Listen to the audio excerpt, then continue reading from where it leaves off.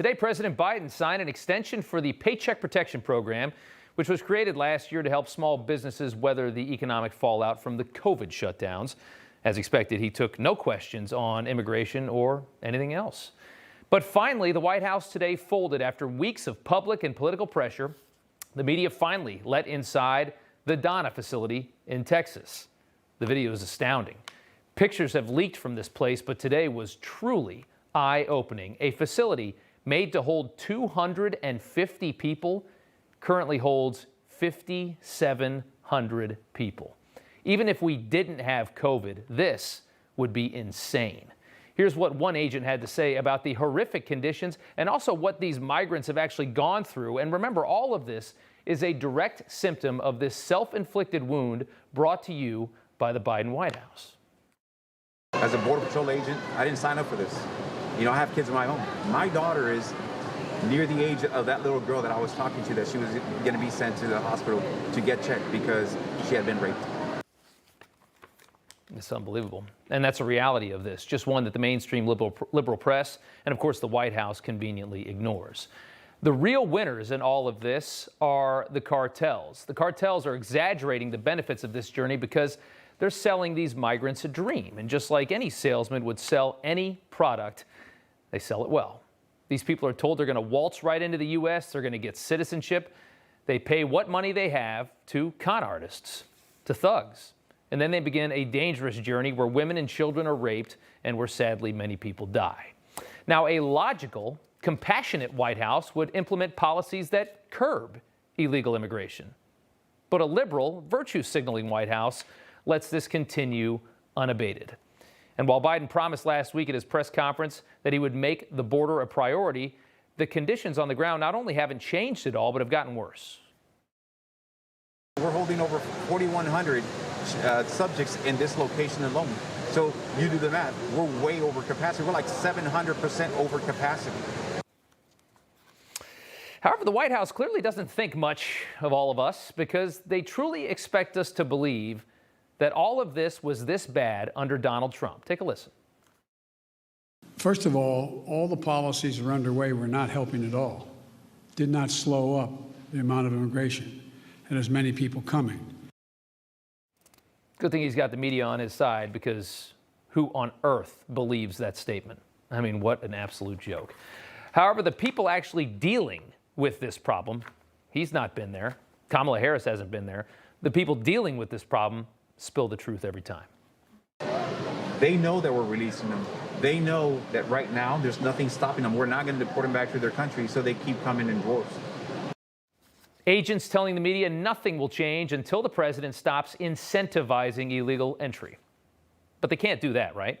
Because they spent the last couple years calling that fascist and anti-immigrant. Democrats were so desperate to paint everything Trump did as evil, they set a huge trap for themselves, and it has sprung. They can't turn back on these policies now, or else they'll be falling into their own definition of racist and anti-immigrant. Agents at the border, though, are realizing just how bad this is going to get. Are you worried that this will get worse? Of course I am. Because if there isn't a consequence, we're going to have, the flow is going to increase. Makes sense to me.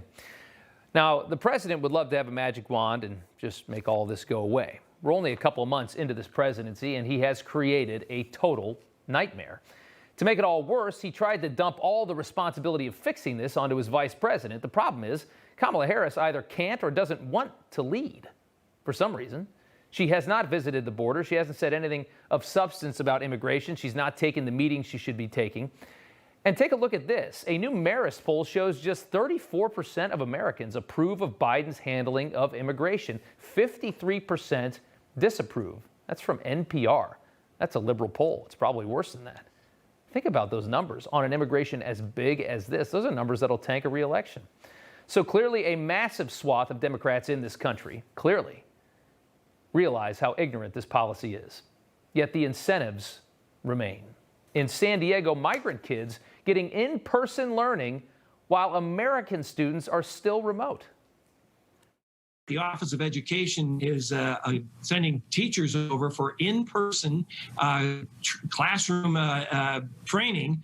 Our own kids here in San Diego County, can't get in-person training, but here are these migrants who actually, I'm glad they're getting that educational opportunity, but so should our kids that they've been waiting over a year to get back into school. So we're paying for kids that came here, they're untested, to get in-person learning.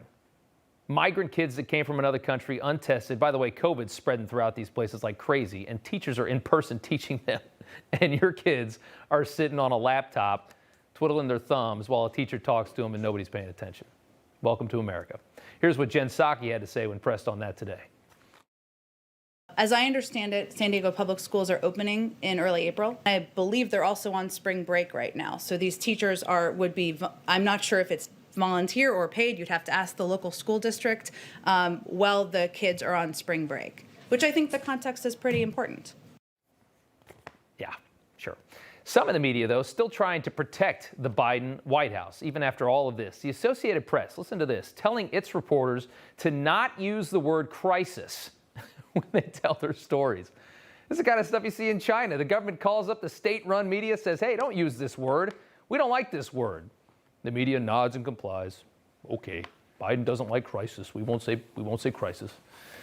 But the AP's pandering to the Biden administration doesn't really change anything. And again, as we just saw in that poll number there, which was very indicative, the American people are clearly getting the true story on this. Reporters and lawmakers now both have firsthand knowledge of the horrible conditions that these kids and these people are being forced to endure. And don't be fooled. When you hear that thousands of kids are coming unaccompanied to this country, you need to realize something. Let's be real about this.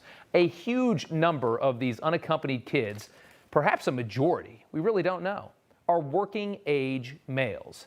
Many who may be posing as kids to fast-track entry. Take a listen to this.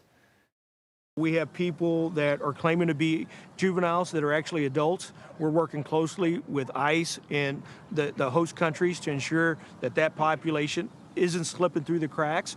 We have folks that are claiming to be parents or legal guardians of children that aren't.